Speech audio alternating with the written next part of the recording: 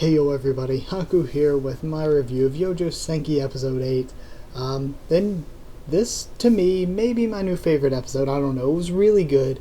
I thought that this was the episode that they really got the most deep into with character stuff and with sort of the themes. It did get the most deep here, and I saw a lot of arguments in the comments and stuff, and I think that that is a little bit of what this episode was almost going for. It really showed just the bad, harsh sides of war and everything. But I'll talk about it part by part. Starting at the beginning, we've got Tanya on the battlefield. She is apparently back on the front lines of the Rhine front, but we really didn't stay there for any time at all. I do like, though, that we had some really nice background action sequences during that whole scene. Just the fighting in the background was really cool. And the toy horse mages are there. They're the Republic mages that ride the toy horses.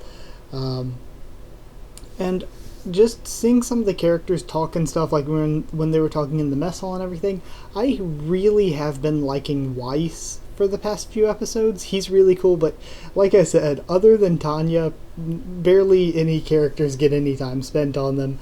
But I really do like Weiss. Victoria, of course, is great. And the new guy, or I guess he's not technically new, but he's new to us as viewers because this is the first time we're getting actual focus on him. His name was Grants. I thought that Grants was actually really cool this episode. I liked his story a lot. So we find out that there's a rebellion in Arene City, and it's a former Republic city that's been taken over by the Empire at some point. And because of the rebellion, supply lines are being cut off to one of the arenas of war, it would be. So we find out that Republic forces under Bientot are coming into, help the rebels, and that name would mean good death, would it not? In broken mixture of European language, like bien is good in a lot of different Romance languages, and tot I know is death in German. But either way, then we have Tanya coming in. Her job is to wipe out the Republic forces and to stop the rebellion.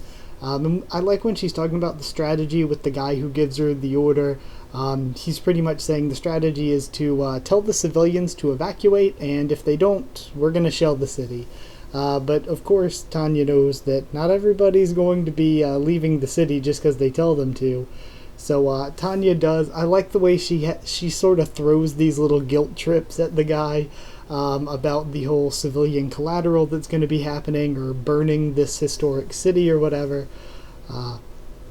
Then I like we see in the locker room Grants is having doubts about what they're going to do.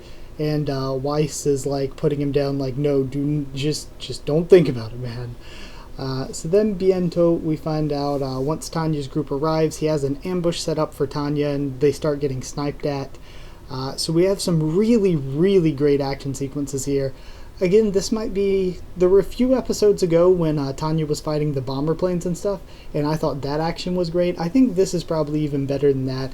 I think they did a great job at blending the CG with the 2D stuff really well, so that most of the time when that happens, you can notice it a lot, and it really looks not so good. But I thought that Nut is the studio doing this.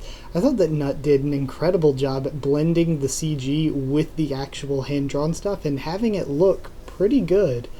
So I can respect that. Then Weiss gets hit in the arm. Grants is supposed to heal him or whatever, and then Weiss is to leave, but he's going to get chewed out for it later. Which is interesting because it makes me think, I wonder if he did something like this on purpose or something, because it seemed like he too was nervous and against this whole operation. It seemed like all of them were to a certain extent. It seemed like even Tanya was to an extent. She was still going to do it. She was still going to follow her orders.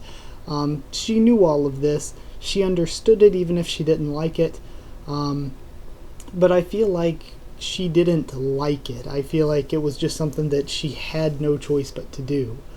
Then Bientot's forces start retreating into hiding, and the rebels won't surrender, so the shelling begins. And I like how they show that the rebels aren't all exactly good guys either. They are torturing people, taking people captive, killing people. So there is bad on both sides. They're not just all innocent. So then the Republic retreats out of there, trying to get as many citizens out with them as they can as Arene is being destroyed. And just a lot of great sequences with the shelling and stuff. The animation looked really nice. And it just, again, shows the darker side of war, this historic city, all these innocent people, and how it affects them. And I think that was the purpose of it, of course. Then Grant shows up to Tanya and tries to stop Tanya from completing her orders of killing the people that are currently stopping the shelling from continuing. So then she takes him down, but she gives him another chance, and that was a strong and powerful scene, and we are left to assume that he actually shot the guys that were blocking the way, and that he was the one that let them continue shelling. So it was just really, really, really powerful there.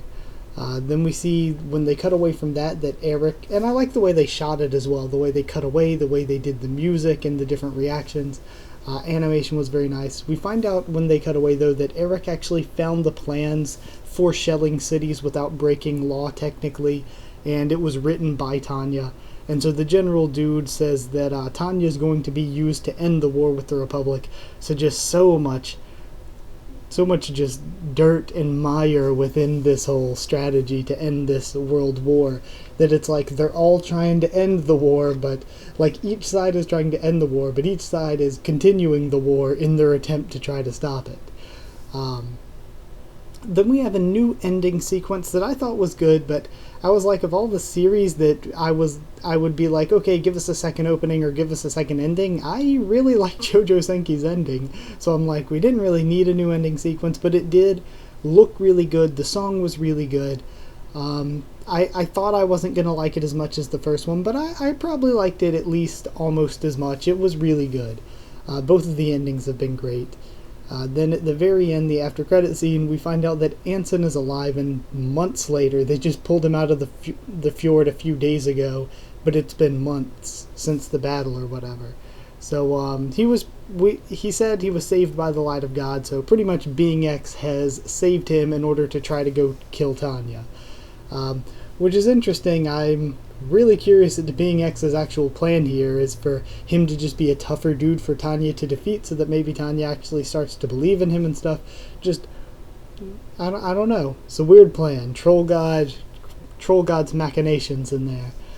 Episode as a whole, though, really incredible. I liked it a lot. It had this beautiful darkness to it, like this hard and difficult feeling of the good guys are doing horrible things, but in a way they kind of have to.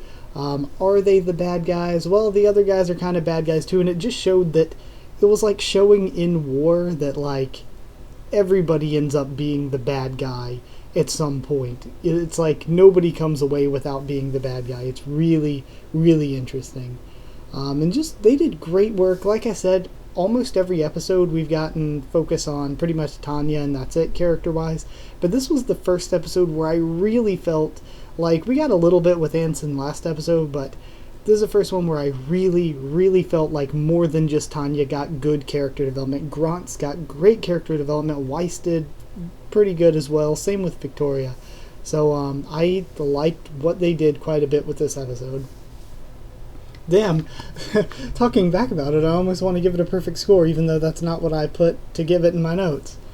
I'm going to stick with what I said in my notes, because I was probably in a clearer frame of thought then than I am now, just hyping it up and being happy about it.